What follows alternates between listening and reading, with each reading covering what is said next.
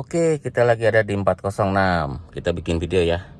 Karena ada yang 406 yang mogok tadi ngobrol. Jadi kita akan kasih tip pengecekan apa aja yang harus dicek kalau mobil 406-nya mogok. Oke. Nah, pertama kita harus lihat dulu gambar engine-nya nyala atau enggak. Yang ini nih. Ya, dia harus nyala. Kalau nggak nyala berarti ada masalah di ECU mesin ya. Oke, itu yang pertama. Jadi harus dilihat gambar engine-nya nyala atau tidak. Harus nyala. Tapi nanti kalau pas di starter dan mesinnya hidup, dia harus mati. Kalau di starter dia masih nyala ya, tapi nanti kalau pas mesinnya hidup dia akan mati. Oke, kita lanjut ke pengecekan di depan ya. Jadi kalau anggap aja lampu engine nyala. Kalau lampu engine tidak nyala harus dicek ECU mesin sama double relay ya. Nggak ada. Jadi kalau lampu engine mati, kita harus cek ini ya. Anggap aja kalau misalkan mati ya, kita harus cek double relay ada di sini nih. Keras banget ya, masih ngeklok ya. Aduh keras. Nah, ini adalah double relay di sini nih. Ya, double relaynya ada di sini. Tuh.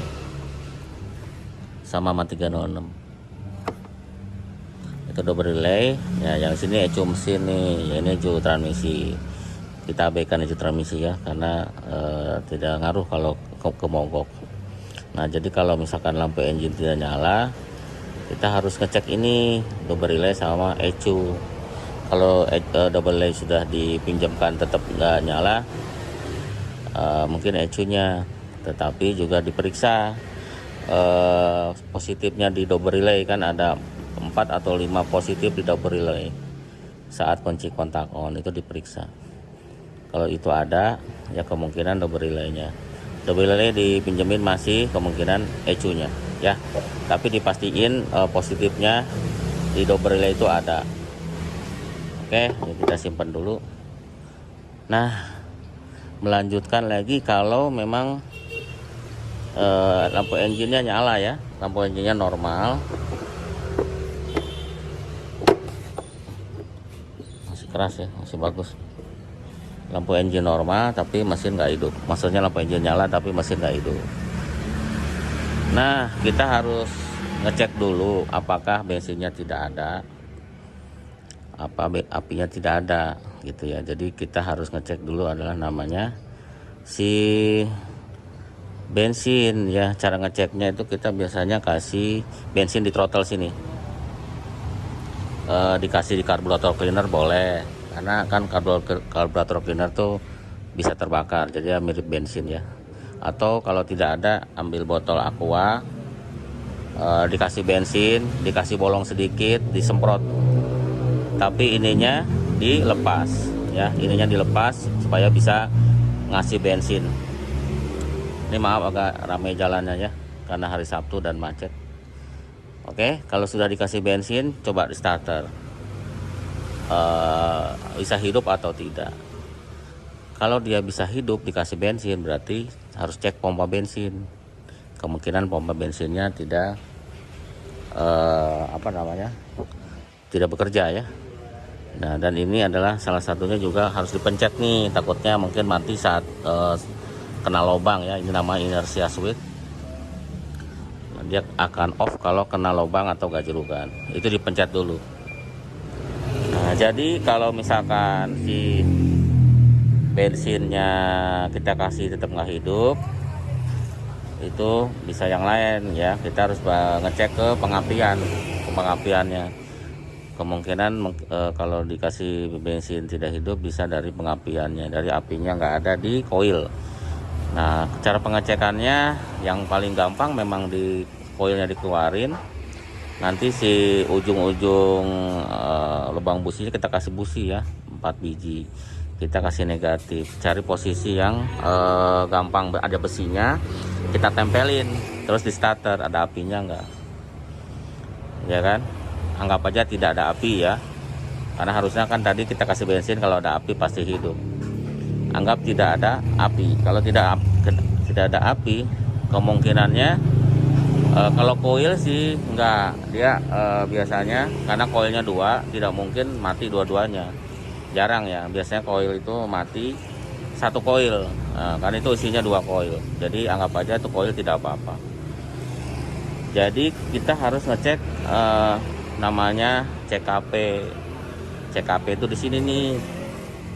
Nah, mungkin kotor atau gimana ya, dicek ada di situ. Nah, ini nih soketnya nih warna coklat nih. Ya, cek soketnya warna coklat, dia nempel ke flywheel. Itu harus dicek, atau mungkin kendor soketnya gitu. Kalau soketnya bagus, dilepas, coba diukur resistannya harus 400 sampai 500 ohm. Resistannya kalau kita ukur harus 400 sampai 500 ohm. Kalau dia tidak nyambung, mungkin tidak akan hidup juga mobilnya, atau mungkin resistannya di atas 500, kemungkinan juga problem ya, karena tidak sesuai dengan spek.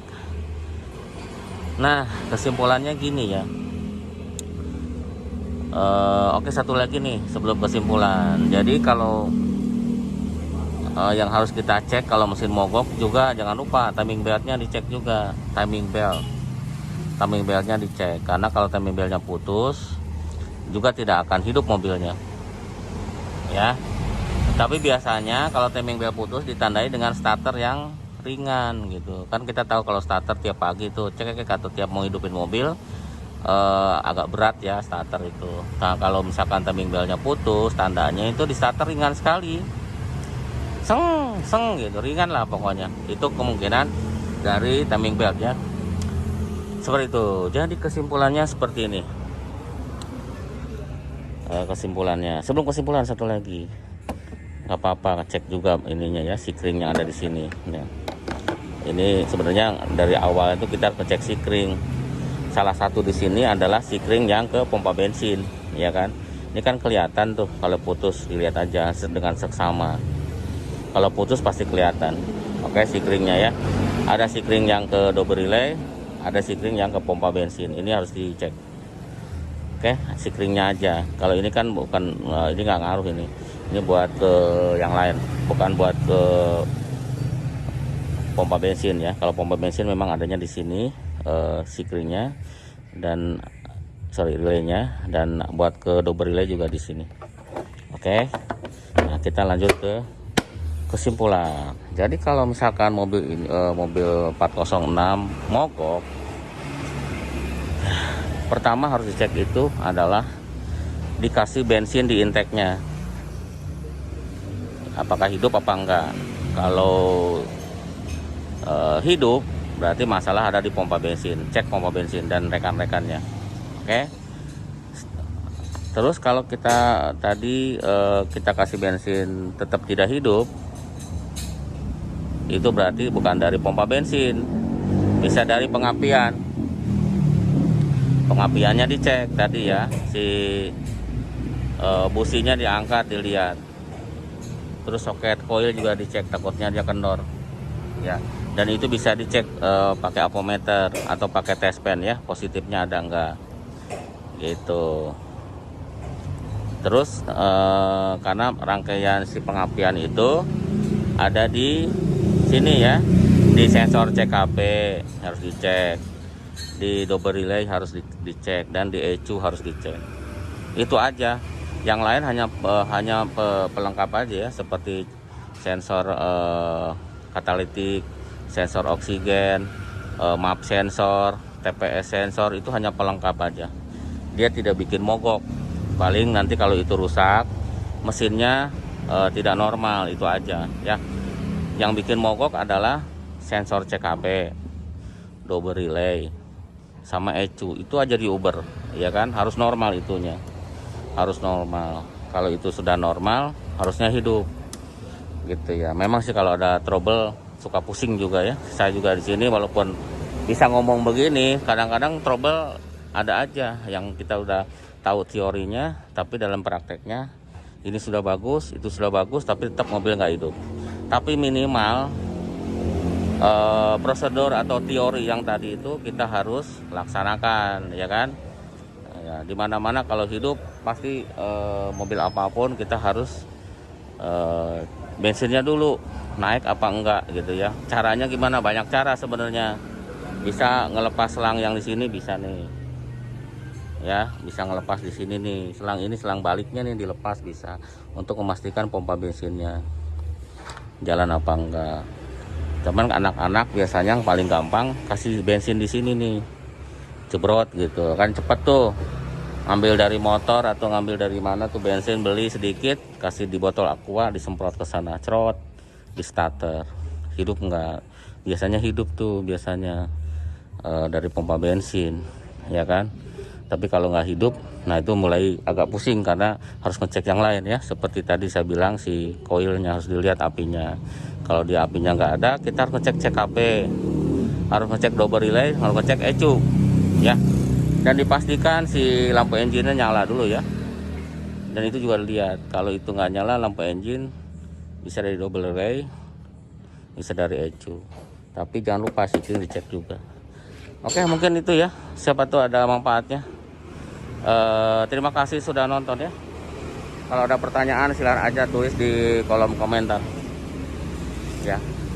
Oh ya, sebelum lupa, mobil ini dilengkapi dari immobilizer ya, immobilizer. Nah itu lupa, saya maaf banget ini lupa karena bikinnya spontan ya. Jadi mobil ini di ECU-nya dilengkapi dengan immobilizer. Jadi kalau immobilizer yang problem biasanya sih di sana di dashboard ada gambar kunci. Bukan gambar kuncinya itu di bawah, paling bawah itu pas di starter ada nongol gambar kunci. Kalau mobil ini ya 406. Kalau D8 enggak, D8 kayaknya ada apa enggak, lupa saya kalau D8 ya. Kalau D9 itu ada gambar kunci dan nongol immobilizer fault di display. Kalau D8 ya D8 juga kalau yang mana yang sudah multiplex sudah immobilizer kan yang tahun 98 ya. Kalau 97 itu enggak pakai immobilizer. Kalau ini sudah pakai immobilizer. Biasanya immobilizer itu kalau problem api juga nggak ada ya, api juga nggak ada, dan ada indikator di dashboardnya bahwa kuncinya problem, biasanya seperti itu ya. Nah kalau immobilizernya problem memang kita harus pinjamkan ECU untuk memastikan ya, ECU yang udah dibuka kunciannya, locknya, immobilizernya, atau punya ECU yang D8 bisa dipakai ya. Itu aja ya. Mohon maaf nih kalau penjelasannya agak kurang jelas karena tidak ada persiapan.